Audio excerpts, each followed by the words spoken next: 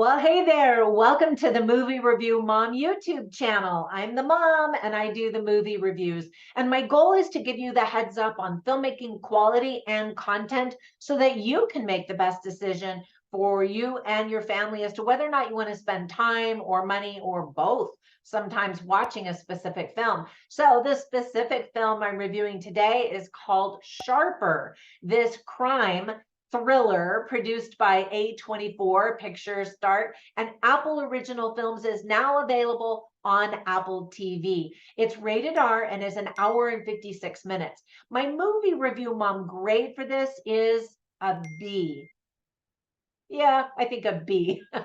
So let me explain why. I know it's unusual for a film critic to give you the grade right up front, but let me explain now how I came up with that grade. I'm going to give you an overall view in a nutshell. I'll point out things I liked and didn't like, as well as offer tips for parents, themes worth talking about, interesting lines, funny lines, and recommendations for other films that are sort of similar or maybe even better that I think that you'll like. All right, let's dive in. So in a nutshell, the screenplay was written by Brian Gatewood and Alessandro Tanaka and was on the blacklist of best unproduced screenplays in 2020. Finally got picked up and was directed by Benjamin Caron. So the story is about several con artists who take on some Manhattan billionaires. We're told that a sharper is someone who lives by their wits. So here's the list of things that I really liked about the film. First of all, the fantastic cast includes Academy Award winner Julianne Moore, John Lithgow, Sebastian Stan, Justice Jesse Smith, and Brianna Middleton. They all do an excellent job. The challenge is for the film to outwit the audience without our seeing what's going to happen because it might be really obvious. So there are twists. There are several twists. Some of them may surprise you, and some of them you might see coming a mile away. If you don't know that there are several con artists, then you might be surprised. So maybe I just gave you the spoiler, although that's the tagline or the description that the studio gives. So anyway, I'm not going to tell you who they are, though. The party scene features Grammy Award winner Samra Joy. So that's kind of fun. You might miss it actually, but look out for it. She's there. The filmmaking is quite stylish, and I like the color palette. It's generally bright but rich at the same time, if you know what I mean. One of the characters asked another one of the characters what her favorite movie was. And people ask me that all of the time as a film critic, and I can never answer because I love so many movies. In fact, I wrote a top 10 list in 10 categories, and then after I filmed that, I'm like, oh, I forgot this movie and that movie. So that was even hard for me. But anyway, I would love to know what your favorite movie is. If you have one, comment down below. All right, so on to the list of things that I didn't like so much.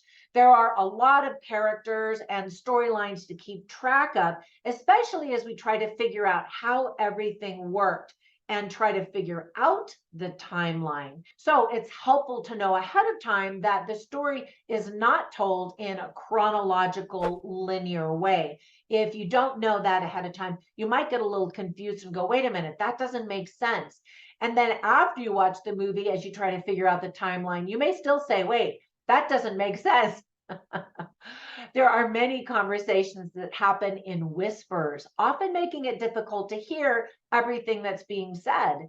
Acts 1 and 2 move fairly slowly, and you're like, okay, how is this related? How are people connected? What's going on? But then everything speeds up pretty quickly in Act 3, and you see the connections, although they might not still be completely clear as to how it all worked. So ultimately, I think the movie thinks it's more clever than it is. If you did a graph or you created a timeline and you showed how different things happen, you'd go, okay. But it's the telling of it that is a little bit more clever. So let me give you some tips for parents. I think kids are going to be bored because it's adults talking mostly.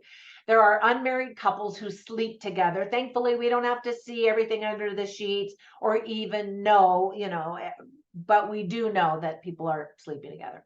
There is some profanity, including quite a few F-bombs, which I always think is just unnecessary. We see someone shoot and kill another person. There's some bloody deaths. And then sometimes we just see deaths with blood. Some of the themes are con artists, of course, heists, greed, deception, betrayal, truth, and money. So I like to write down funny lines and interesting lines while I'm watching the movie, just so I can share them with you so that you can kind of get a taste for the script writing and the dialogue and the quality. Unfortunately, I didn't write down any funny lines as I was reviewing my notes. I just wrote down interesting lines. So the movie is really much more of a drama. It's definitely not a comedy or slapstick or anything like that.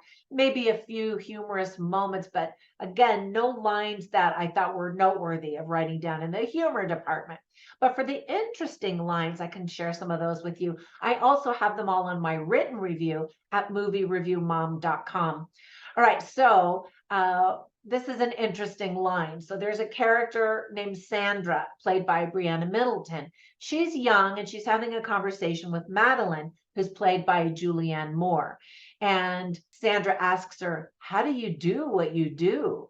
And Julianne Moore's character says, "Practice," which makes you just go, ouch, when you think she's conning all of these people and has done so many times. Another interesting line that Madeline says is, "No one will notice the con when people don't look for it." And I think that's actually true. When you just assume people are honest and trustworthy, it doesn't occur to you that they are scamming you. I think nowadays, so many people assume the opposite, that we live in a very cynical society, I think, for the most part. And people are just kind of always assuming that you're trying to scam them. And there is that lack of trust and honesty, I think, which is kind of sad for a society. Not kind of, it's very sad. Anyway, let me give you some recommendations for some other movies that are sort of similar. One is called Confidence. And this movie has a theme of confidence because I've learned over the years too, if you do something confidently, people assume that you have permission. So I have learned and seen that when you do something with confidence, people just assume you have the authority. All right, the next movie is called Heist.